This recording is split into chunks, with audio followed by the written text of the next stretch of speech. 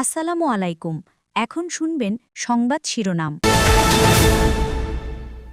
4 জেলায় সড়ক দুর্ঘটনায় নিহত 10, আহত বেশ কয়েকজন। শ্রমিকদের পর এবার মালিক পক্ষের ডাকে বন্ধ উত্তরের 3 জেলায় বাস চলাচল। দফা দাবিতে জেলা পর্যায়ে জামায়াতের বিক্ষোভ। পিআর ও শাপলা প্রতীকের দাবি প্রভাব ফেলবে না নির্বাচনে, বললেন EC Anwarul. Comilla medical college হাসপাতালে নিম্নমানের মালামাল কেনার অভিযোগ। 5 কোটি টাকারও বেশি অনিয়ম, চলছে তদন্ত। জলাবদ্ধতার মধ্যেই যশোরের ভবদহে চলছে দুর্গাপূজার প্রস্তুতি। দেবীকে বরণ করে নিতে সাধ্যমতো আয়োজনে ব্যস্ত সনাতন ধর্মাবলম্বীরা। আসসালামু আলাইকুম। এতক্ষণ শুনছিলেন সংবাদ শিরোনাম, এখন শুনবেন বিস্তারিত। 4 জেলায় সড়ক দুর্ঘটনায় ঝরল 10 তাজা প্রাণ। এর মধ্যে 2 জেলাতে মৃত্যু হয়েছে মা ও সন্তানের। রংপুরে ট্রাক পিকআপ সংঘর্ষে নিহত হয়েছেন 3 জন। সুনামগঞ্জে 3 জন মারা গেছেন ট্রাক অটোরিকশার সংঘর্ষে। এছাড়া বগুড়ায় ট্রাকের সঙ্গে ধাক্কায় বাবা ছেলে সহ 3 জন প্রাণ হারিয়েছেন। তখনও ভোরের আলো ফোটেনি। স্বামী, সন্তান আর আসবাবপত্র সহ গ্রামে ফিরছিলেন শাহিনা বেগম। সেই ফেরা আর হলো না। বেপরোয়া ট্রাক কেড়ে নিল শাহিনা ও তার সন্তান স্বাধীনের প্রাণ।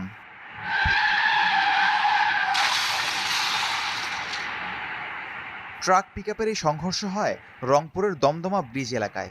ঢাকায় পোশাক শ্রমিক হিসেবে কাজ করতেন শাহিনা ও তার স্বামী মোতালেব। চাকরি ছেড়ে গ্রামের বাড়িতে থিতু হতে যাচ্ছিলেন তারা। তাদের বহনকারী পিকআপটি দমদমা ইউটার্ন নেওয়ার সময় বালুবাহী ট্রাক সজোরে ধাক্কা দেয়। ঘটনাস্থলেই প্রাণ হারান শাহিনা ও স্বাধীন। পিকআপের হেলপারকে হাসপাতালে নেওয়া হলে মৃত ঘোষণা করেন চিকিৎসক। পলাতক ট্রাক চালক ও হেলপার। ঢাকা অভিমুখী বালুবাহী একটি ট্রাক, অপরদিকে ঢাকা থেকে রংপুর অভিমুখী একটি পিকআপ ভ্যান আমাদের দমদমা ব্রিজের একটু আগে আমাদের তাজা থানাধীন এলাকায় ইউটার্ন করার সময় বালুবাহী ট্রাকটি পিকআপটিকে ধাক্কা দিলে ঘটনাস্থলেই 3 জন ছিটকে পড়ে মারা যায়। মা মেয়ের প্রাণ ঝরেছে সুনামগঞ্জে। শুক্রবার সকালে সুনামগঞ্জ সিলেট মহাসড়কে ট্রাক সিএনজি অটোরিকশার সংঘর্ষ হয়। ঘটনাস্থলে মারা যান 3 হুইলার চালক সজল গোপ ও যাত্রী আখি চৌধুরী। আশঙ্কাজনক অবস্থায় আখির মেয়ে প্রথমাকে হাসপাতালে নেওয়া হলে চিকিৎসক মৃত ঘোষণা করেন। ঘটনার পরপরই ট্রাক চালককে আটক করে পুলিশ। মারা গেছে 3 জন, মা মেয়ে আর সিএনজিতেই মারা গেছে। ঘটনাস্থলেই মারা গেছে। একজনকে হাসপাতাল নেওয়ার পথে মারা গেছে। পিআর পদ্ধতিতে জাতীয় নির্বাচন সহ 5 দফা দাবিতে দেশের বিভিন্ন জেলায় বিক্ষোভ সমাবেশ করেছে জামায়াত ইসলামী। সকালে নাটোর শহরের স্বাধীনতা চত্বর এলাকায় সমাবেশ করে দলীয় নেতাকর্মীরা দেশের সার্বিক সংকট নিরসনের পর গণতান্ত্রিক পরিবেশ নিশ্চিত করে সুষ্ঠু নির্বাচন আয়োজনের দাবি জানান বক্তারা। পরে শহরের প্রধান প্রধান সড়কে বিক্ষোভ মিছিল নিয়ে তারা প্রদক্ষিণ করেন। একই দাবিতে বিক্ষোভ মিছিল হয়েছে ঝিনাইদহে। শহরের পুরাতন ডিসি কোর্ট চত্বর থেকে মিছিল বের করেন নেতাকর্মীরা। পরে পায়রা চত্বরে গিয়ে সংক্ষিপ্ত সমাবেশের আয়োজন করা হয়। বক্তাদের অভিযোগ, দেশ স্বাধীন হওয়ার পর থেকে যারাই রাষ্ট্র ক্ষমতায় বসেছে তারাই দুর্নীতি ও নির্বাচন নিয়ে টালবাহানা করেছে। হবিগঞ্জের কোর্ট মসজিদ প্রাঙ্গণে সমাবেশ করেছে জেলা জামায়াতের নেতাকর্মীরা। এ সময় দলের বিভিন্ন পর্যায়ের নেতাকর্মীরা উপস্থিত ছিলেন।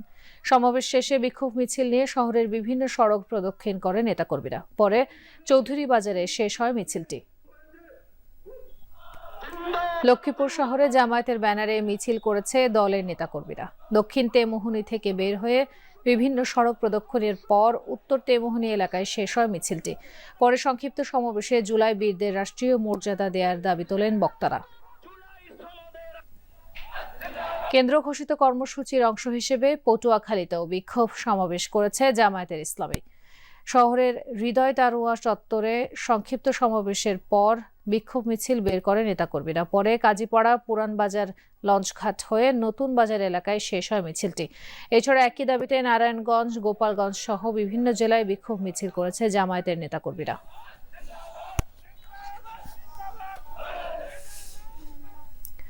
জামায়াতের পিআর পদ্ধতি আর এনসিপির শাপলা প্রতীক দাবি জাতীয় নির্বাচনে কোনো প্রভাব ফেলবে না, এই মন্তব্য করেছেন নির্বাচন কুমিল্লা মেডিকেল কলেজ হাসপাতালে প্রায় 24 কোটি টাকার কেনাকাটায় 5 কোটি টাকারও বেশি হেরফেরের অভিযোগ উঠেছে। আর সেই অভিযোগের তীর স্বয়ং হাসপাতাল পরিচালক, ড্যাব নেতা সহ সংঘবদ্ধ চক্রের বিরুদ্ধে।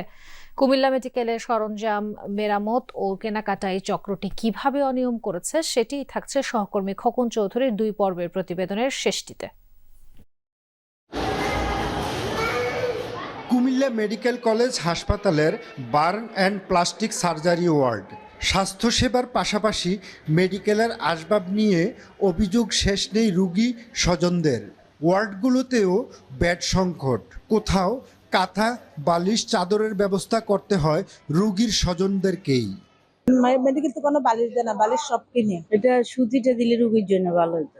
অথচ তাজনিন, আসলে মধ্যখানে আর মাত্র একদিন বাকি, কারণ রোববার থেকে যেহেতু মূল যে আনুষ্ঠানিকতা মহাষষ্ঠী সেটির মধ্য দিয়ে দুর্গাপূজার আনুষ্ঠানিকতা শুরু হবে, ফলে এই মুহূর্তে মণ্ডপে আমরা যেটি দেখছি একদম শেষ মুহূর্তের প্রস্তুতি চলছে। বিশেষ করে একদিকে যেমন প্রতিমার যে শেষ আঁচড়টুকু, তুলির আঁচড়, সেগুলো কারিগররা আসলে দিচ্ছেন, পাশাপাশি প্রতিমার যে প্রস্তুতের যে কাজ সেই কাজটুকু তো চলছে। একদম শেষ মুহূর্তের যে কাজগুলো বলতে বোঝায় সেই কাজগুলোই আমরা মণ্ডপে দেখেছি, এবং পাশাপাশি মণ্ডপগুলো যে সাজসজ্জার যে কাজ, লাইটিং থেকে শুরু করে অন্যান্য সাজসজ্জার কাজ, সেই কাজগুলো মূলত খুব দ্রুত গতিতেই এগুচ্ছে। অর্থাৎ শেষ মুহূর্তের যে কাজগুলো সেগুলোই এখন চলছে। বিশেষ করে প্রতিমা যেখানে প্রস্তুত করা হচ্ছে সেখান থেকে যেহেতু আগামীকালই মূলত মণ্ডপগুলোতে প্রতিমা পৌঁছে দেওয়া হবে, ফলে সেই কাজটুকুই আমরা দেখতে পেরেছি। এবং মণ্ডপগুলোতে আমরা ঘুরে যেটি দেখেছি যে প্রতিটি মণ্ডপে এখন পর্যন্ত আনসারের যারা সদস্যরা রয়েছেন তাদের সেখানে উপস্থিতি আমরা দেখতে পেরেছি। পাশাপাশি যেখানে এই প্রতিমাগুলো তৈরি করা হচ্ছে সেখানে পুলিশের উপস্থিতি দেখতে পেরেছি। এবং মহানগর পুলিশ জানিয়েছে যে সিলেট জেলায় যে মোটামুটি আসলে 6 শতাধিক স্থানে আসলে এবার পূজা অনুষ্ঠিত হবে, প্রত্যেকটি স্থানে আসলে পর্যাপ্ত আইনশৃঙ্খলা রক্ষাকারী বাহিনীর সদস্যরা রয়েছেন, যাতে উৎসবমুখর পরিবেশে কোনো ধরনের অনাকাঙ্ক্ষিত ঘটনা ছাড়াই দুর্গাপূজা অনুষ্ঠিত হয়।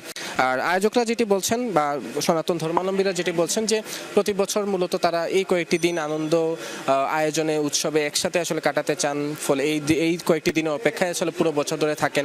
এবারও যাতে তারা উৎসবমুখর পরিবেশে আনন্দের মাধ্যমে আসলে তারা তাদের যে শারদীয় যে দুর্গা উৎসব সেটি উৎসবের মতো করে পালন করতে পারেন, সেই প্রত্যাশাটুকু তারা রাখছেন। এবং এখন পর্যন্ত আইনশৃঙ্খলা বা তাদের মণ্ডপে যে আইনশৃঙ্খলা রক্ষাকারী বাহিনীর উপস্থিতি সেটিকে তারা সন্তোষজনক বলছেন। এছাড়া আমরা দেখেছি যে সেনাবাহিনীর যারা সদস্যরা তাদেরও আসলে ব্যাপক উপস্থিতি রয়েছে। প্রতিটি তারা বিভিন্ন মণ্ডপগুলোতে এসে তারা পরিদর্শন করে দিয়ে যাচ্ছেন তথ্যগুলো, আসলে তারা বিভিন্ন আসলে তারা তথ্য নিয়ে যাচ্ছেন যে কোন জায়গায় কোথায় আসলে সেখানে পূজা হচ্ছে। অর্থাৎ আইনশৃঙ্খলা পরিস্থিতি নিয়ে আসলে এখন পর্যন্ত যথাযথ যে পদক্ষেপ সেগুলো এখন পর্যন্ত নেওয়া হয়েছে।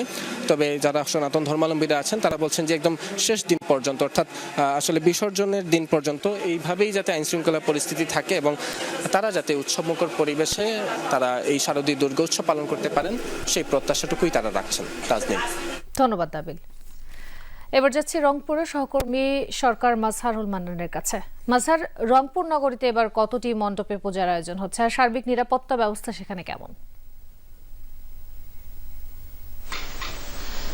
তাজনীন, রংপুর মহানগর এবং জেলা মিলে 912টি স্থানে এবার পূজা মণ্ডপ তৈরি করার কার্যক্রমটি চলছে। অনেক জায়গায় হয়েছে। আমরা মাহিগঞ্জের একটি পূজা মণ্ডপে আছি। আমি যদি আপনাকে দেখাতে পারি কিভাবে এই পূজা মণ্ডপকে জাঁকজমকপূর্ণ করা যায়, সেজন্য যারা কর্মী